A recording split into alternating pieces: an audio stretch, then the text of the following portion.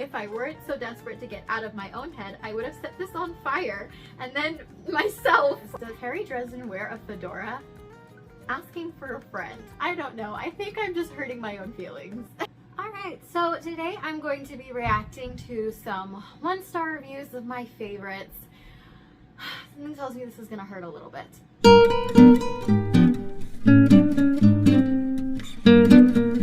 So we're just gonna jump right in. The first book I'm going to look up 1-star reviews for is Carnival by Stephanie Garber. I'm not going to read any 1-star reviews that spoil the book, so if you haven't read it, that's okay. I'm not going to spoil it for you, but short synopsis for context.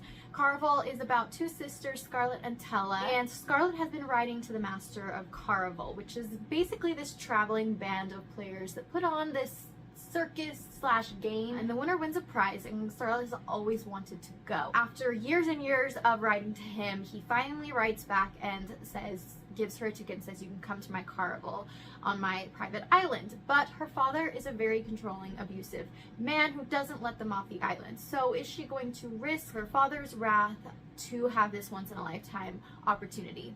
And the story kind of kicks off from there. We're gonna dive in here. This one says, well, this book promises magic and danger with its premise, and so many characters from within the story had beat me over the head with how dangerous and enchanting this Carnival is supposed to be, but just where the heck are these promise, danger, and wonders and magic? After crawling my way through 200 plus pages, I still can't find them. Forgive me for being harsh, but I really feel the existence of this book is an offense toward qualified writing and young adult fantasy as a genre. The funny part is, at the end it says, if you want to experience magic and wonders through YA books, please try Daughter of Smoke and Bones or The Raven Cycle. And I love The Raven Cycle, but I also love Carnival. Everyone can have their own opinions. That's okay. That's fine. The existence of this book is an offense toward qualified writing and young adult fantasy as a genre. Okay. I get that Carnival is not the kind of book that you're gonna go to read to have this moving experience, right? It's fun, it's magical, there's no magic or whimsy or enchantingness? Okay, Holy Thesaurus Abuse Batman. Gosh dang it, Stephanie Garber, put down your worn out, overused, well-thumbed, battered, deteriorating, run-down, sweat-stained, beigey tan, ramshackle, weather-beaten, finger-stained, exhausted thesaurus and step away. Seriously, the purple prose in this book was over the top, and when I say purple prose, I mean exactly that. Literally every single emotion, temperature change, or scent was accompanied by a color description. As far as I could tell, there was no specific reason for this. Okay, I see where they're coming from. I really do. The funny thing is this person says they liked the night circus. I hated the night circus, so I guess it's kind of like you like one or the other. There is a reason why she describes things in color. Yes, the prose were over the top, but for me, it was supposed to be that way. It was supposed to be a little bit ridiculous. I feel like the writing style was so vivid, and I liked the descriptions of color and taste and smells all the time, and that's what made it so magical for me. But you know what? Everyone experiences the world differently. Alright, last one. This was really, really bad. The lyrical writing gave me vertigo. Characters had the IQ of a tablecloth. The plot made no sense. Yet the worst part is, I might read the second book just to know how it'll end.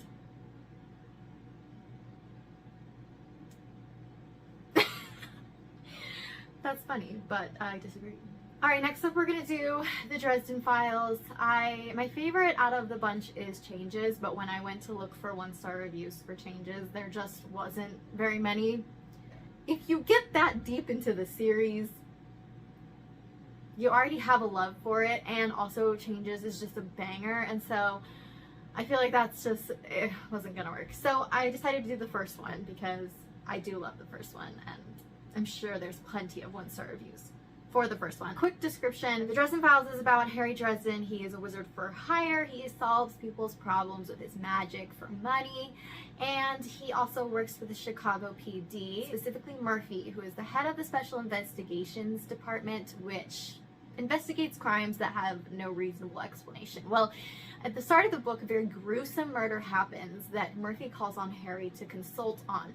It ends up getting kind of messy for him, and complications pile on top of each other until it gets to the point where if he doesn't solve the murder, he is probably going to get killed. That's kind of the kickoff of the first story. It's an urban fantasy mystery series that I adore. Here we go. So this one says, you know, the premise of this book actually sounded good. A wizard PI? Sure, why not? I like wizards and I like PIs. So what could be the problem? The problem was I overestimated this author's abilities. The main character is like some kind of emotionally... I don't want to say that word. Uber geek's idealized life.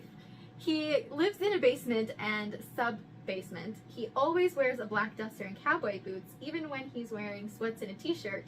He has an abnormally large alley cat that likes to drink Coke and doesn't get violently ill from the caffeine. He can't get anywhere with women for no reason at all. I could go on and on. The protagonist of this story is an immature... I don't like that word either. He is a walking dorky cliche that feels like he is some kind of Peter Parker wizard, constantly bemoaning the weight of the world on his shoulders, even when it's actually not on his shoulders. Add to this the character's inability to have basic levels of trust for his friends/allies, lack of common sense, and a very low level of intelligence for someone that relies on brains and willpower for their strength.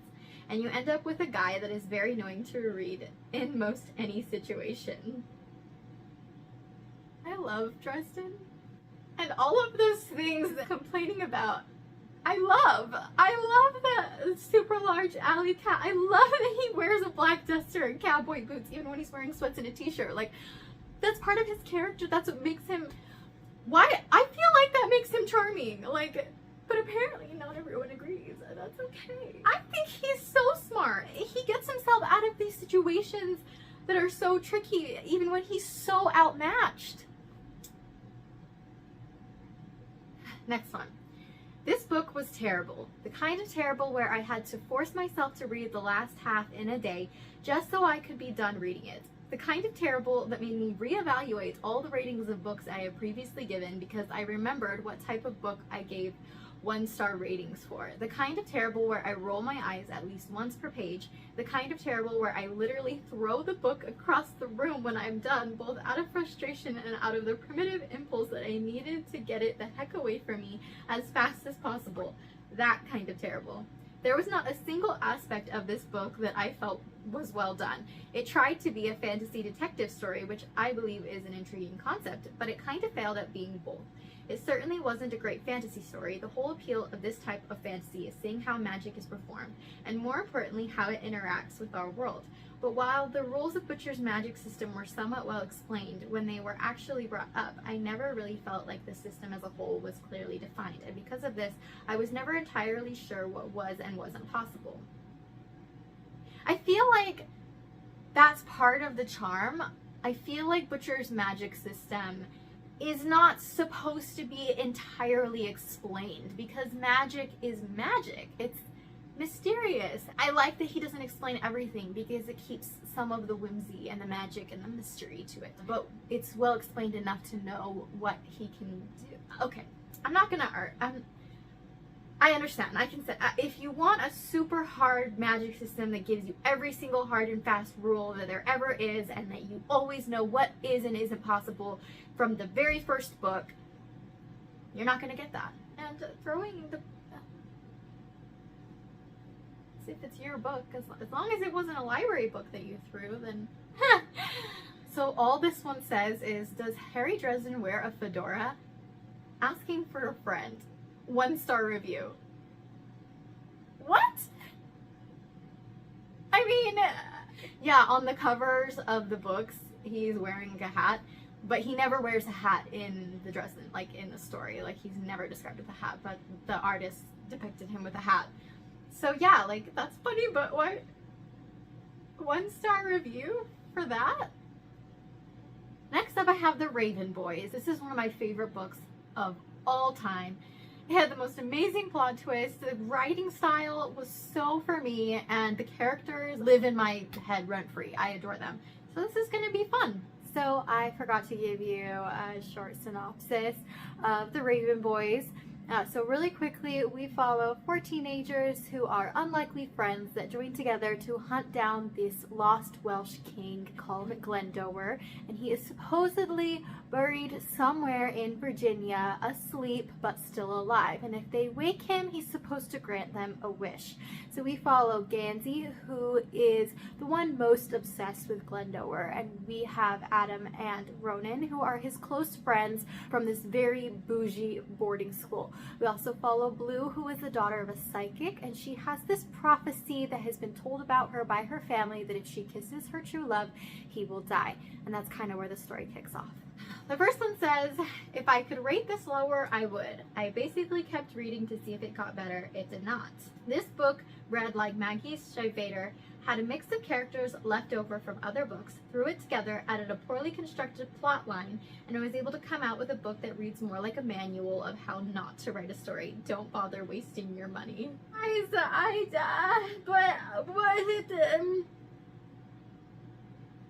Next one, DNF'd at 3.5 minutes in because of the saturation of tarot cards, palm reading, seances, fortune telling, etc.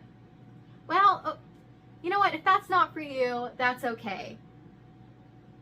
And reading a book 1 star after reading 3 minutes of it is a whole other topic of whether or not that's, you know, but people can do what they want. They can do what they want, right? Next one says, can we talk about the name Gansey for a second? Who names their kid Gansey? I tried to read this book once. I think I'll try to pick it up again at some point. 1 star. For a name, first of all, Gansey's his last name. Okay. Yeah, his first name's Richard. By the way, he just goes by Gansey because his dad's name's also Richard, and he doesn't want to go by the same name as his dad. He just wants to be Gansey, and that is not his first name, it's his last name. Okay. This one says, how is this book so popular? Did I get a bootleg copy with horrid writing? I adore her writing. Adore it. And the last one for this says, oh wow, no, just rename this the Raven F Boys, please. Where do I even start? It's hard to summarize everything that's wrong with this book, probably because it's so unfocused. At the moment I think of something wrong about it, it distracts me with something else. You know what, I can see how you'd feel that way, how you could think maybe it was unfocused. I do feel like there are a lot of threads, and you kind of have to be patient with it, because for me, I felt like there was enough tension that I was like on the edge of my seat reading fast to try to figure out how all the threads came together. And then when they did, it was very satisfying. And we are going to do Mercy Thompson. Alright, so apparently my brain was dead by this point because I forgot to give you a rundown of Mercy Thompson. This book series we follow Mercy. She is a mechanic. She is also a walker, which is basically a shapeshifter. She turns into a coyote. She was raised by a pack of werewolves, but she's very specific that she is not a werewolf.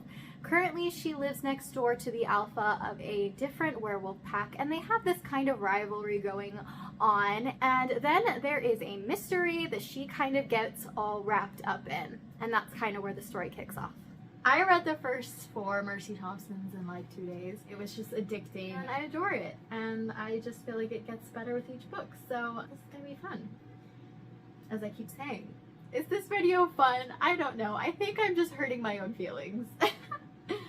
So this first one says, I must be kissing something because so many people have liked this book. I did not at all, so I will not be continuing this series. I'm disappointed because I wanted to like it. The premise sounded so good. Oh well, you win some, you lose some. I don't understand. I must be kissing something? Okay. So this one says, given that the Mercy Thompson books were always recommended to me as something similar in style to the Dresden Files, I had high hopes. Unfortunately, Moon Called was a total disappointment compared to the Dresden Files. The dominant submissive theme was as subtle as a jackhammer to the face and about as deep and interesting as the landscape of Kansas. Mercy is a serviceable main character, but suffers from general romance novel syndrome, and that every male within a 100-mile radius seems to flock to her based on some mysterious, I don't even know how to say that, heroine? I'm so sorry. Not to mention the idea of a sea of vampires makes me cringe every single time I read it. If one was to name a group of vampires after an emotion most associated with them, shouldn't it be a brood of vampires or something? That's a funny review, so I can't even be mad. But also, I loved the Dresden Files, and I love Mercy Thompson, and I don't even know what to say about this because honestly, it's somewhat valid, but I still love it. I still love it. So this one says, Moon Called is for me a humiliating book. I was at a loss for much of the story. I have to admit that reading on a Kindle makes it difficult to track back to recheck who was what. To think that many stupid housewives or raucous teenagers would have had no problem navigating this book does nothing for my self-esteem. But despite all of this, I have understood enough to consider this book a bad egg. That's kind of mean. That's really rude. I disagree. That's all I'm gonna say. Okay. This one says, about 150 pages in, I realized I was reading a book about stick figures. You know, drawn sticks representing a person void of any personality, characteristics, physical attributes, and heart.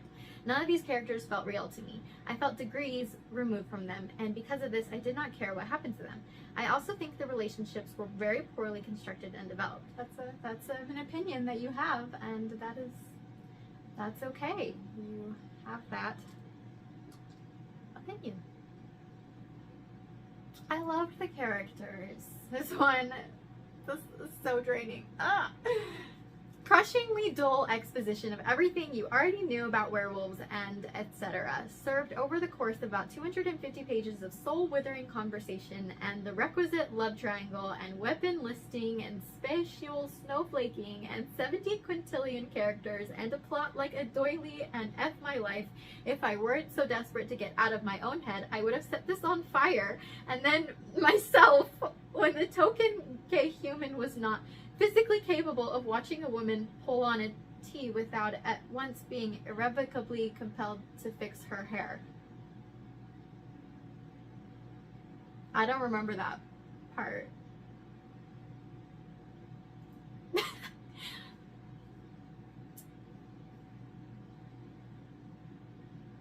I respect you for feeling your feelings about this book. I don't even know what to say to that. I am literally speechless. I guess we just have to move on. I'm gonna wrap this up. I'll probably do a part 2 to this because I have some other favorite books I wanted to do. I'm exhausted. That was exhausting. Like this video, subscribe if you feel like it, and I will see you next time.